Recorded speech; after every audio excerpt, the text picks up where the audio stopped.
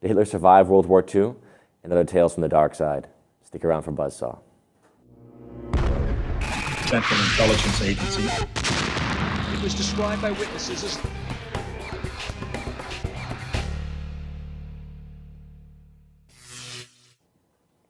Greg Hallett is a traveling researcher and author of over 15 books, including Hitler Was a British Agent. He's joining us today to speak about not only our past, but our present world, given his insights into certain intelligence communities and what's called who he is called as his co-author, the Spy Master. So hopefully he'll have some tremendous insights for what's really going on behind the scenes. Greg, thank you for joining us. Thanks for having me. It's good to be here. Absolutely. So, we've got a lot to talk about, and I think, the first question really coming to you would be, you've written a tremendous number of books into the hidden history of especially the British Empire, right? The Hidden King of England, Hitler was a British agent, and also your book about Stalin being a British agent. Where does most of this intelligence come from? Because obviously most people would say that it doesn't seem to be to be lent by tradition, by the regular history books. So, how did you get down this rabbit hole in a sense of going down the uncharted territories of really British imperial history, but all of our history? Well, history that comes from the mainstream is bunkum. It's just a PR exercise written by the winner of the war.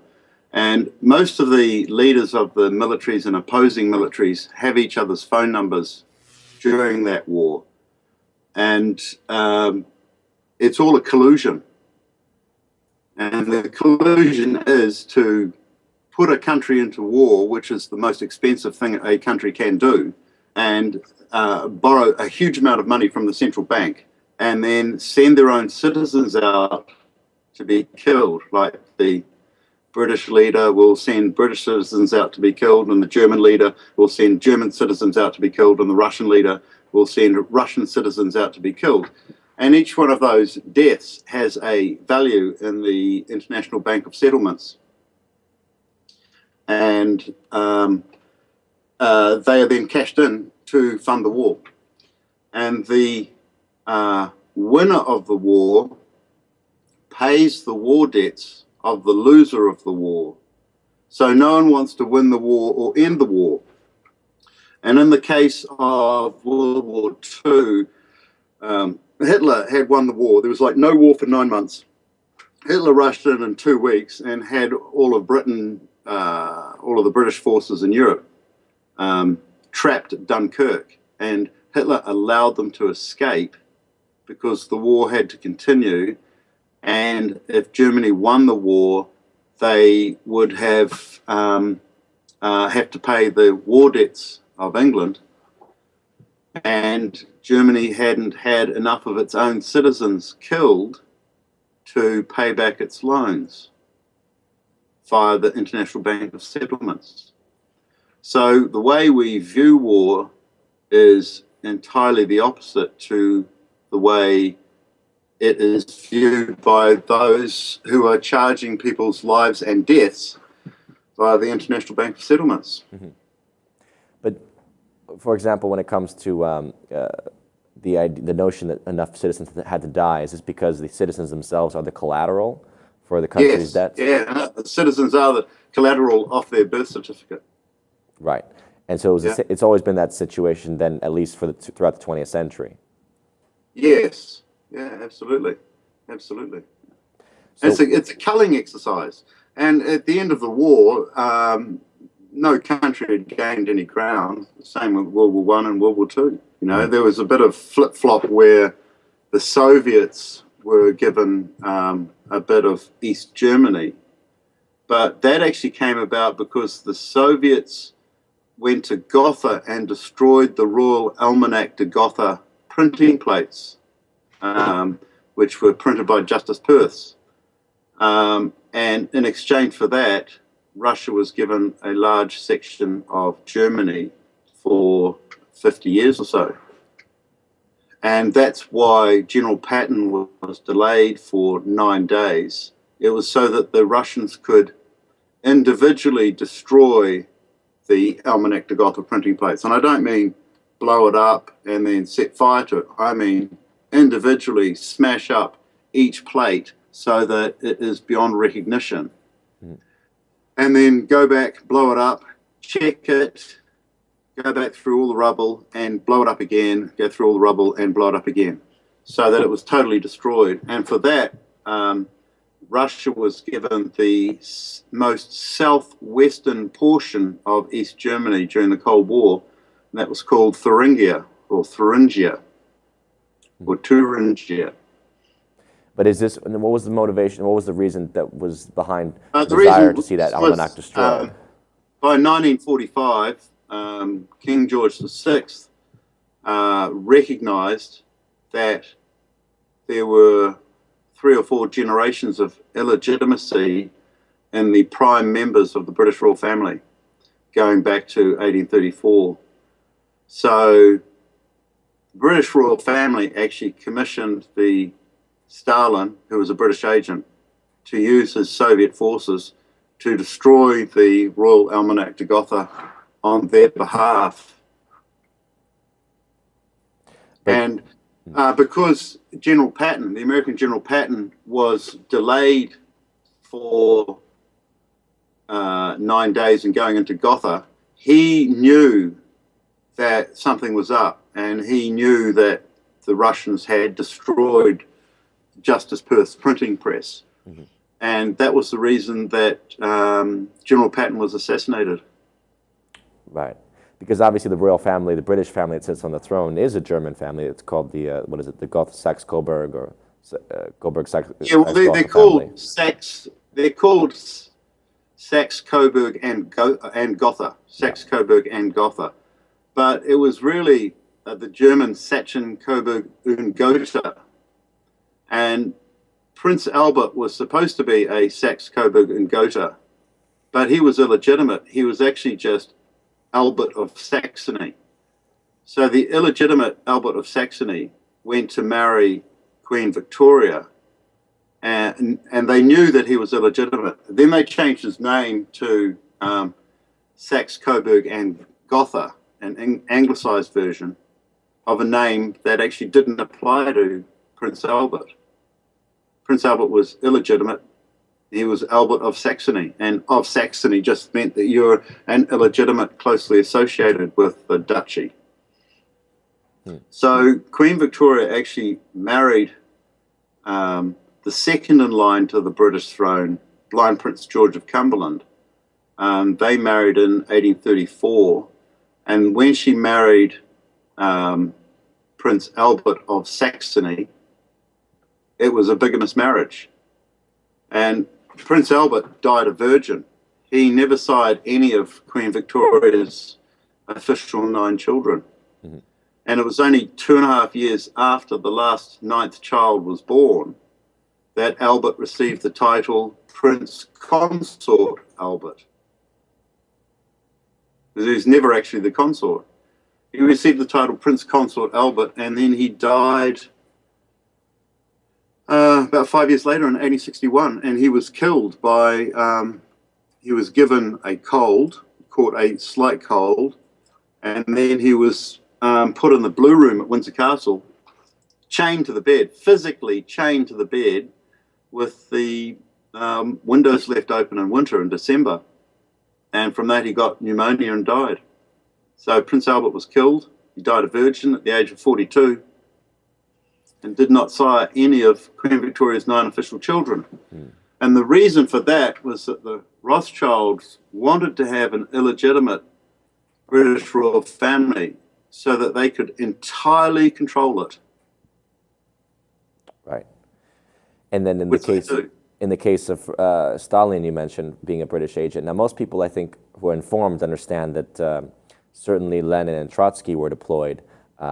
Trotsky, especially from American financial circles of Wall Street, right? Lenin via Germany to destabilize the Tsar, who was obviously a cousin of the British family at that point, right? One of the children, one of Victoria's cousins, right, or nephews. But what was the motivation then behind this destabilization Russia to create the Soviet Republic and having people like Stalin deployed? Stalin was an illegitimate child of the French Baron Ferdinand de Rothschild. The French Baron Edmond de Rothschild, who was also the biological father of Chairman Mao, whose name was Mao Zedong. And Mao Zedong is an anagram of Edmund, as in Baron Edmund de Rothschild. So Chairman Mao and Stalin were half-brothers. The French Baron Edmund de Rothschild died, I think it was in 1934, and he left $500,000 to Chairman Mao, who then went on the Long March, which took several months, and 80% of the people died on the march, but Chairman Mao was actually carried on a palanquin, which is 2 posts, 4 people, and a box on top with a bit of a tent structure. So Chairman Mao didn't do any of the walk, and when he got to the end of the walk, there was literally a pot of gold there from a chest full of gold and rubies and magnificently crafted objects. And Chairman Mao said to the others, "You can be a part of this if you join me." And that's what launched Chairman Mao's career, is that he was one of the richest men in China in 1934. And as for Stalin, in terms of Russia, I mean, what was the most... Stalin was trained in England at least from 1907, and then in 1910 he did the Houndditch robbery and the Sydney Street siege, which were both in December 1910. Churchill was training Stalin, and they were second cousins. Churchill ran an exercise, the Sydney Street siege. That was a military exercise done in public, and Churchill was the Home Secretary, and he was running it. And Stalin escaped, quite obviously, by knocking a hole through the wall, going to the next apartment, and then getting dead bodies, and then throwing them into the building that was under the apartments that were under siege, and then setting fire to those apartments. And it was done so obviously that one of the bodies that they put into the apartment that was under siege and then set fire to, it had 2 legs missing, and it was still believed. And then Churchill used that to buy guns for the English police. And the brand of guns that he used was an English brand that Churchill had a financial investment in, and they were really quite useless guns. And during the siege, all the police were given rifles that would not shoot in a straight line and were incredibly underpowered, whereas the Russians had Mausers, which were very accurate and very powerful, so that 3 Russians could outwit and outshoot 30 British police. And then Stalin escaped with the loot and went to Europe and carried on. He robbed a lot of banks. Stalin robbed a lot of banks, and he robbed a lot of Jewish jewelry stores. In terms of it, and ultimately, I mean, he secured his power base, obviously, inside of what had been laid out for him by, again, the revolution that overthrew. He was just a player. He was just a player. Like Churchill, Hitler, and Stalin all knew each other from 1910 to 1912. Hitler was trained in the Tavistock in Ireland and England, and then the Tavistock in Ireland closed down. But Hitler was in England from February 1912 to May 1913. And if you look closely at the official biographies of Hitler, there is no biography for that time, and they muffle it. Right, but Bridget Hitler says he was there. That was his brother. It was his brother's wife, right? Says that he was in England at that time. Yeah, he absolutely was in England, and there was a documentary done on it last year of Hitler living in the apartment at Stanhope Street in Liverpool, and they only showed it in Zone 4, which is the area around Liverpool. They didn't show it in the areas of London or southwest England or northeast England. So, it was a controlled release. But the last bomb of World War II actually destroyed the whole row of buildings in Stanhope Street, which is where Hitler lived in 1912. But what is the proof that we have? It's a con. So the British were actually, and a lot of the bombings during World War II and a lot of the blitzes, the British were actually bombing their own targeted buildings. They would actually ring up the British High Command would ring up the German High Command and say, we need this building bombed because, it's got a bit of history we don't like. And often the Germans would bomb everything around that building and miss the building. And then the British would plant bombs inside that surviving building they didn't want, and then wind up the air raid siren. Everyone would go into the bunkers, and then they would blow up their own building in London as well. The beginning of false flag terrorism.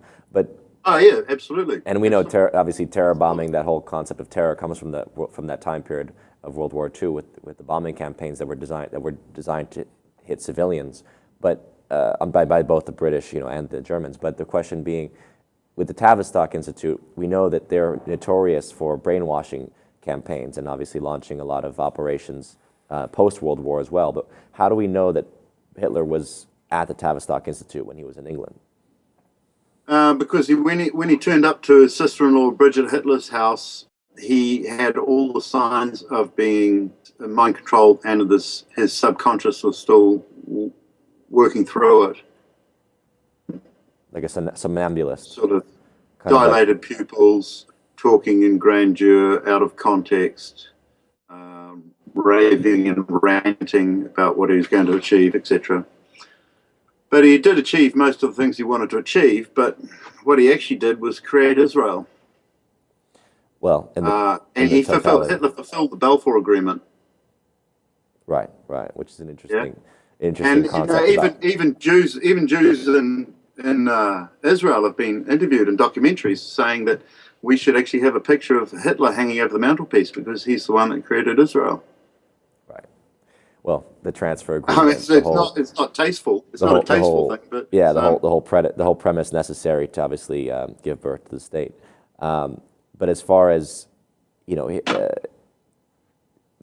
going back to this notion of how these things operate, if Hitler was a British agent, which I think it does make sense to a degree. If he was a British agent, why why at the end of the war would the British collude to get him out of the country to escape, when in fact he could that could only be a liability on their part? Why wouldn't they want to see him die at the end of the war and basically just bury the history with him? Oh, they did. They killed 6 Hitler body doubles on top of the bunker, and they got the real one out to Spain and a doppelganger or 2 out to Argentina. Argentina. Yeah. Well, obviously, and the American spies, the G spies, were all trained to spy on the fake Hitler in Argentina and to keep a very well documented portfolio on his movements. Right. Well, that's why recently we've seen the FBI files coming out saying, Hitler was alive in Argentina, but that probably was the double that they were showing pictures of, right? Yeah. My theory is that there were 18 doubles, because in 1933, Hitler had a Gal doppelganger competition. And the officials would go around to all the areas, and people would come up who looked like Hitler, and the winner would get chosen. So he had an abundance of body doubles. It appears that one died in Kiev in a plane accident in 1943, and six were shot on top of the bunker, and they were shot with 10.5 millimeter bullets, which is a state-sanctioned high intelligence bullet, which meant that the bullet came from the German High Command. Mm-hmm. Yeah. So in terms of a lot of people don't realize that the bunker was 2 stories high. It was the way they show it is a plan, and then there's a stairway, and then there's another plan like that. So you think it's split level, but it was actually one on top of the other, and they had dumb waiters in between the levels. Mm-hmm.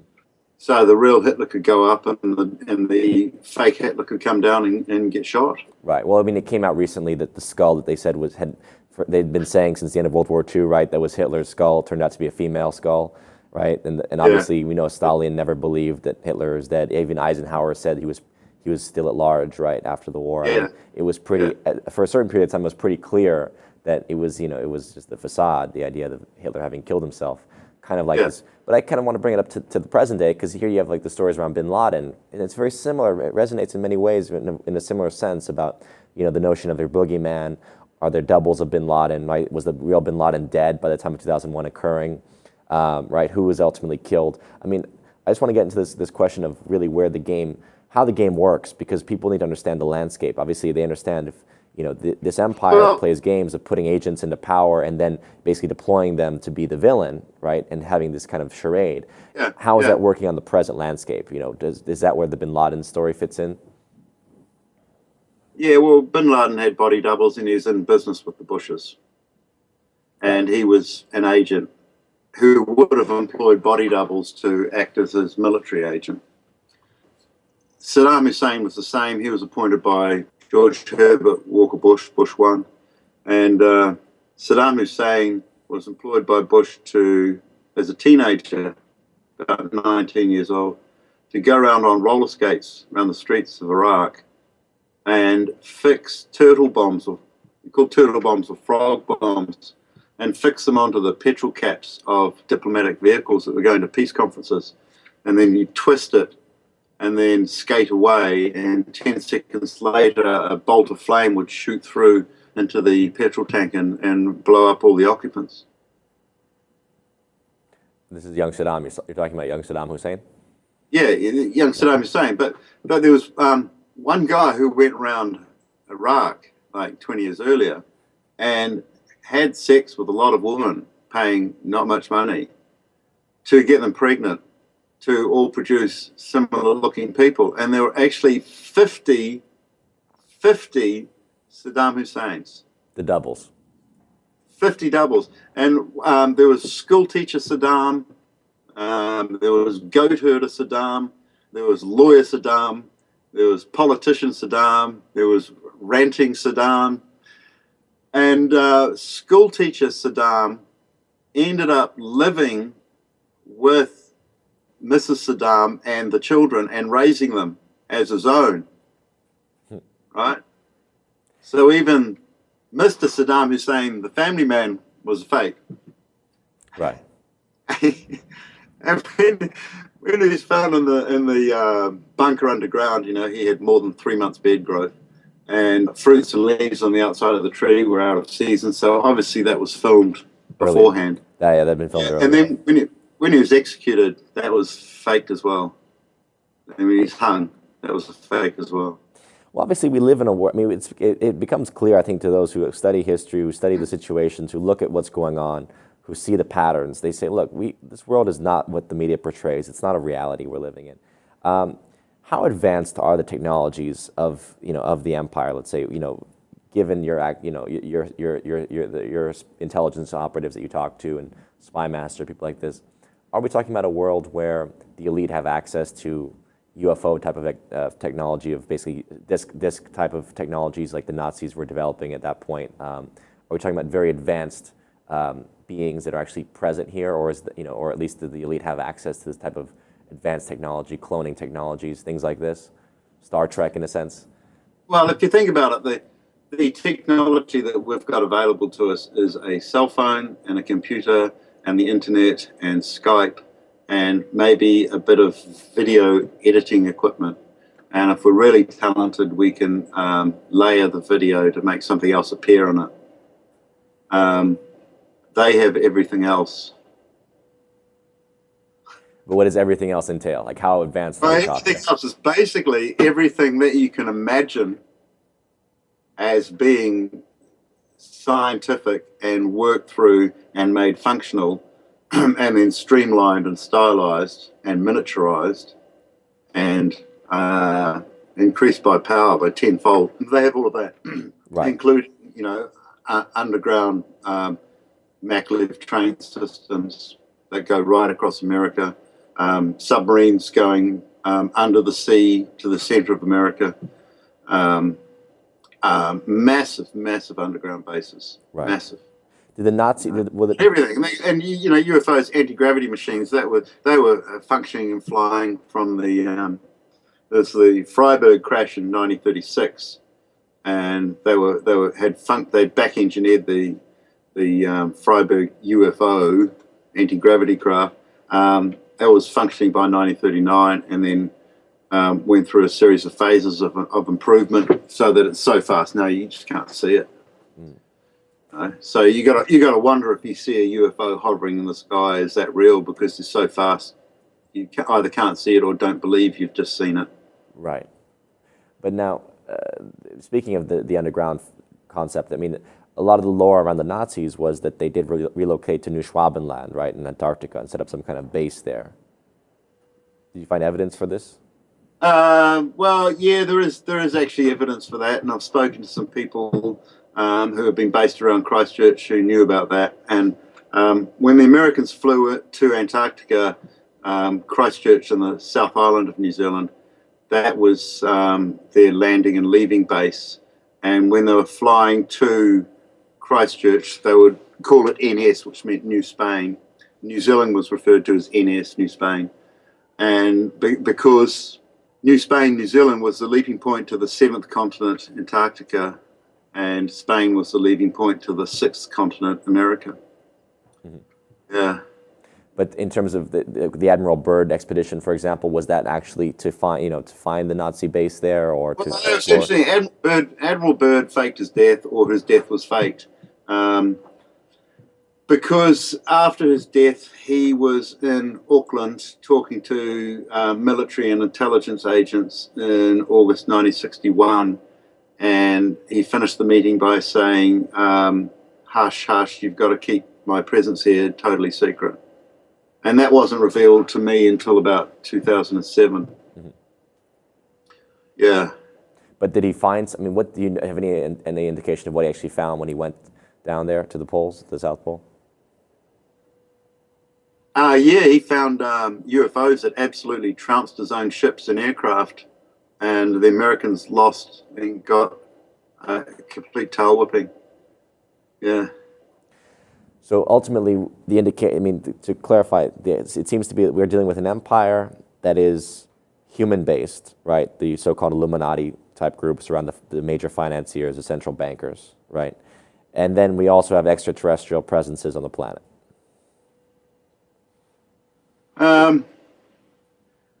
Well, I'm not. I sort of avoid the. I avoid the alien thing, because of the spoof aspect. So I don't really talk about it. But there's a fair amount of evidence for it. But the evidence that you see appears to be 99% mocked up and fake. Mm-hmm.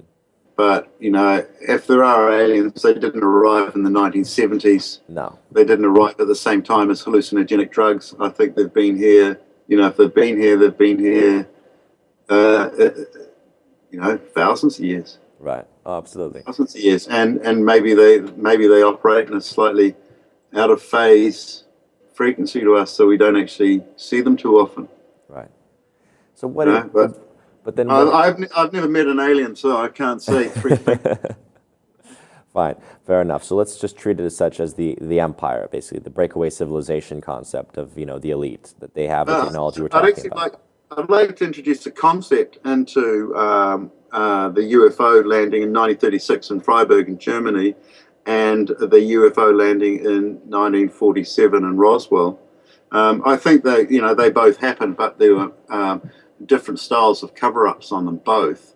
The Roswell was covered up with spoof, and the Freiburg crash was covered up with total non-disclosure and denial. And so I think from the Freiburg crash in 1936, because that came down, it was advanced technology that needed back engineering. They wanted to attract the best scientists in the world to back engineer the Freiburg UFO. Mm-hmm. And they wanted to give that an operational name, and I think that was Operation Clip Paper. Paperclip. No, Operation Paperclip was after World War II, getting all the scientists out of Germany. But I think Operation Clip Paper was bringing the scientists into Germany from 1936 to 1939, right? Now, the interesting thing that happened is my great-grandfather, Ernest Robert Godwin, was acknowledged as the world's foremost authority on the combustion engine in the 1930s. And officially, he died on a ship just outside Marseille on the 8th of December, 1936, which is just after the Freiburg crash. And then the ship that he was on the next day crashed into another ship, which meant that his body couldn't have been refrigerated and it was too close to shore to dump at sea. And I think that he was stolen under Operation Clip Paper to back engineer the Freiburg UFO, because he was the world's foremost authority on the combustion engine. Right. So this whole notion of he developed this Godwood gas generator, which would operate on petrol, diesel, kerosene, meth, and vegetable oil. And and at the same time he had a mansion in Queens Drive, Windsor, and the mansion disappeared. All his money disappeared, and all of his patents disappeared. Right. The whole notion of faking someone's death and then basically giving them a new life that's belongs to secretive operations, whatever they're trying to conduct. But again, it just gets to me to the essence of what I want to get at at the end here is, what are they doing with us beyond this power structure, this elite that has so much foresight and awareness, obviously, to create conflicts, to overthrow governments for their purposes? Is it ultimately just culling the herd? Is that the way that they see the planet? It's basically a herd of cattle that need to be culled occasionally and and fleeced and slaughtered when necessary? Is that really what it boils down to? You got to look at the Sabbatean Frankists. They came up with a choice for the world, and that was to create a world that was really wonderful to make the Messiah appear, or was really horrible to make the Messiah appear. And they went with the horrible version. So they are, how do I put this politely? They are fucking with you in every way they can. And this is the Frankist Sabbatian, basically, the Sabbatian cult. Yeah, right. Sabbatean Frankists, yeah. And they're in the Muslim world, and they're in the Catholic world, they're in the Jewish world, they're in the legal world, they're in the military. Right. And they love sociopaths and psychopaths to give them power, because it helps to create a really horrible world.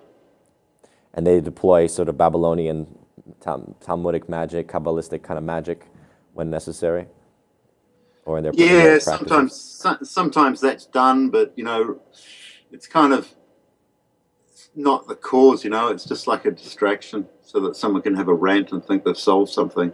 Or sometimes they use it just to identify things and make their mark on it, their secret mark, so that it becomes obvious to those in the know who caused such and such an event because it happened on a certain date. Right. So again, but that's really the cult that we're looking at, and it's bloodline, and it's a certain bloodline, and it's a certain group that most people would never recognize even if they met a Sabbatian, for example, they wouldn't even necessarily know it. Well, most contract killers are absolutely charming on the outside. Greg, where can people find more of your work and your research as an ongoing basis in your journalism? TheWorldOfTruth.net. That's got my books on it, and it's got my interviews on it. Fantastic. So I've done about 60 hours worth of interviews. Yeah. Absolutely. Yeah. So the latest one is The Hidden King of England, which is 5 volumes, which exposes the true and the fakes in the British royal family, and exposes how the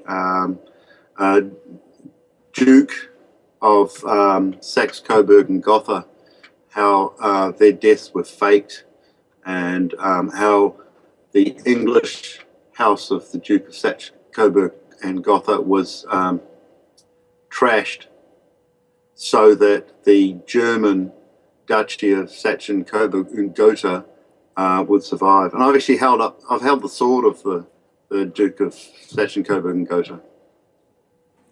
I think I've got images. It's becoming more and more clear, I think, that the royals that are currently sitting on the British throne are complete fakes and have no current claim to that position. Yeah. Well, actually, this would probably be another interview, but the Queen's actually acknowledged me as her successor.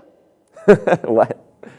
The Queen has actually acknowledged me as her successor. It's quite a long story. It's quite involved, and if you want to do an interview on that, tell me, and then I'll prepare for that, particular topic. But this one was just like general. Has she acknowledged this in a letter or in just an inference, or? Well, I presented a letter to 10 Downing Street asking David Cameron to facilitate the changeover of the monarchy because Queen Elizabeth II was fake, and we did that on the 2nd of August, 2010. And we'd mailed it before on the 24th of June, and I rang up 10 Downing Street afterwards, and they said, I said, have you received the letter? And they said, maybe. And then I rang them up 3 days later and said, have you received the letter? And they said, no. So then I delivered another letter with a covering letter to 10 Downing Street through the gates. And then they refused to accept the letter. And they told me to go and post it at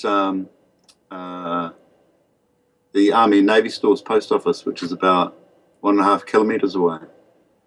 So I did that. And then very soon after, Ladbrokes had betting that Prince William would get engaged by the end of November. Mm-hmm. And that was because Queen Elizabeth II, who's never been crowned and is actually not a royal, she's actually a commoner, she had advised Prince William that the British royal family deal in births, deaths and marriages, and an engagement is a good go-between. So you have to get engaged and you have to get married and you have to have a child as an ongoing distraction, right?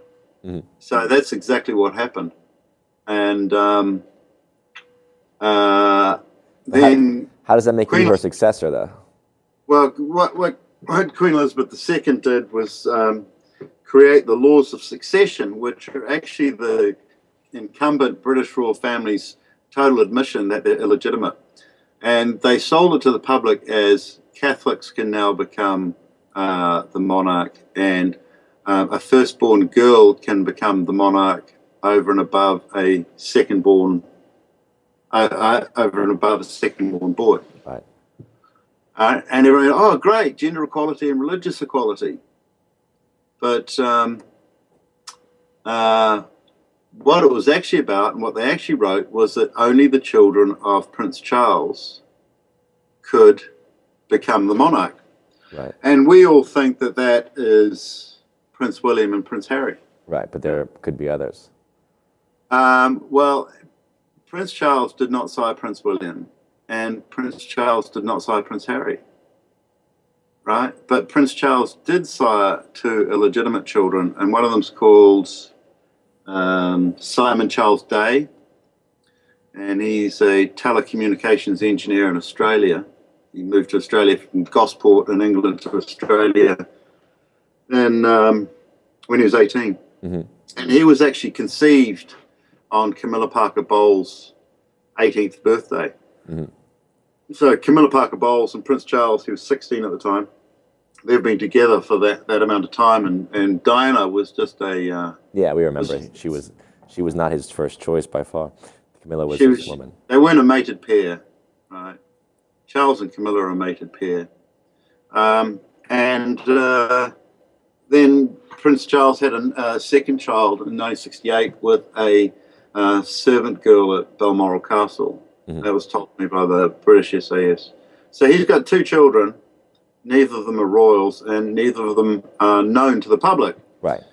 And Prince Harry is well known as James Hewitt's son, or another. Mm-hmm. Yeah. And Prince William is the son of King Juan Carlos of Spain. Mm. Where do you fit and into it? Diana. Huh? But where do you Well, fit into it? I told you it's going to take a while, so I thought, we'd do another interview on it, but you sort of kept on asking me. So, Well, all right. so But we'll leave it at the fact that then that there is a tremendous mystery around who one's father is. We generally believe who our mother is, although we rarely actually see that event. So we come on a lot of trust on who our mother is, and also, as we know, there's such a thing as switching children, right, inside of a hospital. And then when it comes to a father, I mean, you got to prove it with the DNA tests. So it's an interesting, mysterious world. We will come back. We'll leave it as a mystery for now, as to whether or not you are the true successor to the British throne. Shall we? okay. But again, we'll come back to this topic, as I think the next discussion we'll have is all about the British lineage and really who is the real king, and what does that mean even to be a true monarch? Because that's a whole involved conversation. Exactly. But thank you for joining us, and I think that was really an interesting discussion about the British creation of Hitler and Stalin, and frankly the world that we live in being not quite what it seems, or not even near what it seems, perhaps. So thank you for joining us, Greg. Okay, thanks, Sean. Cheers. Bye. Well, there you have it, folks. A fascinating insight into the world of political intrigue and power. And basically, I think that the takeaway from this message and this story is, do not trust or believe what the media is trying to convey to you, that there is a much more involved and surreptitious reality behind it. This is Sean Stone signing off.